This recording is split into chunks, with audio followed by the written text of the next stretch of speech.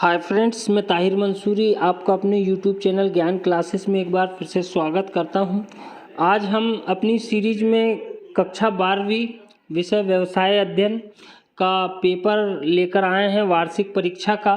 तो ये पेपर आप सभी बच्चे स्टूडेंट ज़रूर पूरे ध्यान से देखें। इस प्रश्न पत्र से हम आपको बहुविकल्पीय प्रश्नों को हल कराएंगे और इसके जो इम्पोर्टेंट क्वेश्चंस हैं वो भी आपको दिखाएंगे। तो आप लोग बने रहें हमारे चैनल के साथ। तो आइए शुरू करते हैं। ये पेपर दिया गया है और इसके पिछले वीडियो में भी हमने जो पेपर डाला था उसमें बहुत से प्रश्न आ रहे हैं। तो स्टूडेंटों से मेरा अनुरोध है कि वो इस प्रश्न पत्र को एक बार ज़रूर देखकर जाए। तो आइए शुरू करते हैं हम। तो इसमें जो पहला प्रश्न है वो है प्रबंध का पहला कार्य क्या है। तो प्रबंध का जो पहला कार्य है वो नियोजन है। तो बा आंसर इसका होगा नियोजन। इसके बाद हमारा जो दूसरा प्रश्न है, भारत में नवीन आर्थिक प्रणाली कब लागू की गई है। तो इसका जो आंसर है बा वाला होगा, 1991 में नवीन आर्थिक प्रणाली लागू की गई है। उसके बाद अगला जो तीसरा प्रश्न है वो है आर्थिक अंतरण अधिकार अंतरण नहीं किया जाता है। तो उसका जो आंसर होगा, अधिकार अंतरण जो है वो गोपनीय कार्य का नहीं किया जाता है। गोपनीय कार्य के अंतर्गत अधिकार अंतरण जो है वो नहीं किया जाता है। उसके बाद चौथा है प्रशिक्षण में बल दिया जाता है। तो प्रशिक्षण पे जो बल दिया जाता है वो चौथा वाला आंसर होगा द व्यवहारिक ज्ञान पर। प्रशिक्षण पर जो बल दिया जाता है वो व्यवहारिक ज्ञान पर होता है। उसके बाद संप्रेषण के समान माना जाता है। तो संप्रेषण जो है अंगूर लता के समान माना जाता है। तो इसका जो आंसर होगा वो अनौपचारिक संप्रेषण के अंतर्गत आएगा, अर्थात बा आंसर इसका होगा। इसके बाद विपणन का कार्य नहीं है। तो विपणन का जो कार्य है वो अभिप्रेरणा है, क्योंकि अभिप्रेरणा जो है वो प्रबंध का कार्य माना गया है। इसके बाद हम अगले प्रश्न की ओर चलते हैं। तो इसमें जो पहला है, रिक्त स्थानों की पूर्ति कीजिए। नियोजन खालिस्तान के बारे में सोचने की प्रक्रिया है। तो नियोजन जो है वो इसका जो आंसर आएगा वो भविष्य आएगा।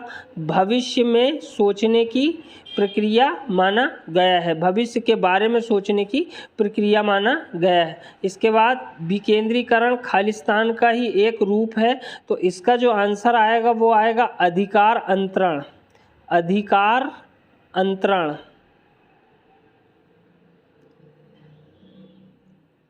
अधिकार अंतरण जो है इसका आंसर आएगा। इसके बाद अगला जो है चयन एक साध्य है। इसका जो आंसर आएगा वो आएगा साधन नहीं है। तो चयन जो है एक साध्य है परंतु साधन नहीं है। तो साधन इसका आंसर आएगा। अभिप्रेरणा कितने प्रकार की होती है। तो अभिप्रेरणा जो है वो 2 प्रकार की होती है। तो अभिप्रेरणा के अंतर्गत आएगा 2 प्रकार की होती है, एक मौद्रिक अभिप्रेरणा और दूसरा अमौद्रिक अभिप्रेरणा। वित्तीय प्रबंध सामान्य प्रबंध का ही अंग माना गया है। तो क्या है इसका आंसर? अंग। तो यहाँ पर स्टूडेंट इसको थोड़ा सा देख ले, लेकिन हमारे तरफ से इसका जो आंसर है वो अंग है। वित्तीय प्रबंध जो है वो सामान्य प्रबंध का अंग माना गया है। तो इसके बाद जो अगला क्वेश्चन दिया गया है, खालिस्तान द्वारा वस्तु की पहचान स्थापित की जाती है। तो इसका जो आंसर आएगा वो ब्रांडिंग या ब्रांड के अनुसार। आप इसका आंसर लिख सकते हो ब्रांड। ब्रांड के अनुसार वस्तु की पहचान की जाती है। इसके बाद अगला जो है हमारा विकल्प उपभोक्ता संरक्षण अधिनियम खालिस्तान में बनाया गया था। तो इसका आंसर आएगा 1986। 1986 में जो है वो उपभोक्ता संरक्षण अधिनियम तैयार किया गया था।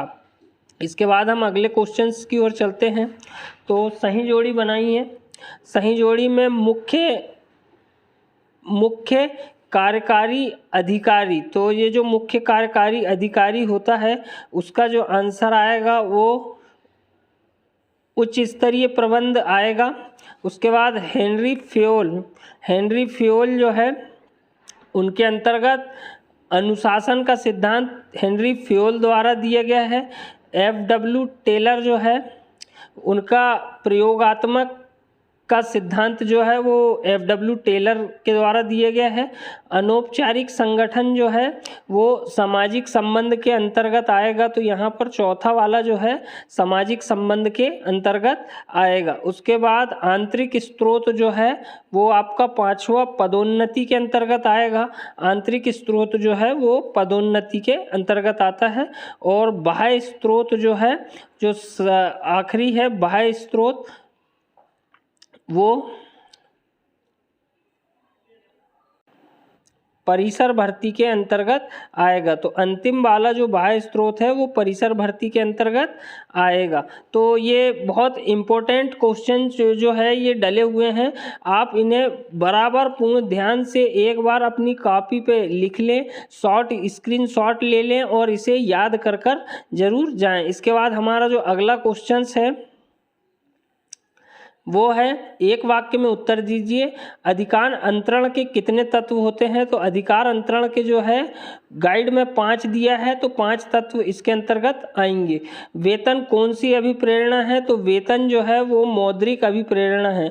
मुद्रा के द्वारा व्यक्ति से कार्य करवाना जो है वो मौद्रिक अभिप्रेरणा आता है, तो वेतन देकर कार्य कराना मौद्रिक अभिप्रेरणा कहा जाता है। वास्तविक कार्य प्रगति और प्रमाप के अंतर, वास्तविक कार्य प्रगति और प्रमाप के अंतर को क्या कहते हैं।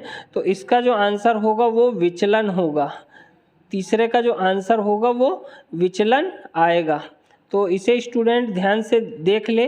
वास्तविक कार्य प्रगति और प्रमाप के अंतर को क्या कहा जाता है। तो विचलन कहा जाता है। अगला है, कच्चे माल की पूर्ति को बनाए रखना कौन सा नियंत्रण कहलाता है। तो इसका जो आंसर आएगा वो स्टॉक नियंत्रण आएगा। स्टॉक नियंत्रण जो है कच्चे माल की पूर्ति बनाए रखना कौन सा नियंत्रण है। तो स्टॉक नियंत्रण है। वित्तीय नियोजन कितने प्रकार का है। तो स्टूडेंट हमें इसका कमेंट कर कर बताएंगे कि वित्तीय नियोजन कितने प्रकार का होता है। मुद्रा बाजार का नियंत्रण किस संस्था द्वारा किया जाता है। तो इसका जो आंसर होगा वो सेबी के द्वारा होगा। तो इसका जो आंसर है वो सेबी के द्वारा होगा। मुद्रा बाजार का नियंत्रण सेबी के द्वारा मुद्रा बाजार का नियंत्रण होता है। देश का सबसे बड़ा स्टॉक एक्सचेंज कौन सा है। तो मुंबई इसका आंसर होगा। देश का सबसे बड़ा स्टॉक एक्सचेंज जो है वो मुंबई में है। इसके बाद हम अगले प्रश्न की ओर चलते हैं। तो सत्य असत्य है। तो सत्य असत्य के अंतर्गत हम बताएंगे कि बजट भावी अनुमानों पर आधारित रहता है, ये सत्य है। संप्रेषण सदैव लिखित में होते हैं, ये असत्य है, क्योंकि लिखित और मौखिक दोनों होते हैं संप्रेषण। तो यहाँ पर दूसरा वाला असत्य है और पहला वाला सत्य है। नेतृत्व निर्देशन का एक अंग है, ये सत्य है। उसके बाद विचलन जो है सदैव ऋणात्मक होता है, ये असत्य है। तो यहाँ पर एक सत्य, दूसरा असत्य, तीसरा सत्य, चौथा असत्य और चौथा है, पांचवा है पूंजी व्यवसाय का जीवन रक्त है, ये सत्य है। पूंजी व्यवसाय का जीवन रक्त है। और छठवा है पूंजी बाजार संगठित बाजार होता है, तो ये भी सत्य है। तो यहाँ पर स्टूडेंटों को हमने सभी 32 प्रश्नों को हल करा दिया है बहुविकल्पीय। तो स्टूडेंट इन्हें ज़रूर एक बार देख ले और अच्छे से हल कर ले। इसके बाद हम आने वाले वीडियो में इनके क्वेश्चन बताएंगे। तो स्टूडेंट हमारे आने वाले वीडियो का ज़रूर इंतज़ार करें। हम कल या परसों में ही इनके क्वेश्चनों को हल कराने वाले हैं। तो इसके जो आने वाले क्वेश्चंस हैं वो हम बता देते हैं कि प्रबंध एक गतिशील प्रक्रिया है, प्रबंध के 2 कार्य बताइए, वैश्वीकरण से क्या आशय है, उदारीकरण से क्या आशय है और व्यावसायिक पर्यावरण से क्या आशय है। इन्हीं क्वेश्चनों को स्टूडेंट अच्छे से स्क्रीनशॉट ले ले और ध्यान से इन्हें पढ़कर जरूर जाए, ताकि ज़्यादा से ज़्यादा नंबर मिल सके। इसके अलावा मैं एक बात ये भी बोलना चाहूँगा कि प्रश्न बैंक से बहुत कम क्वेश्चंस उठाए जा रहे हैं। तो स्टूडेंट इस प्रश्न पत्र को एक बार ज़रूर देखकर जाए। तो मिलते हैं हम नेक्स्ट वीडियो पे।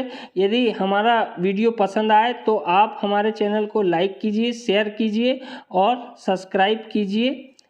तब तक के लिए धन्यवाद।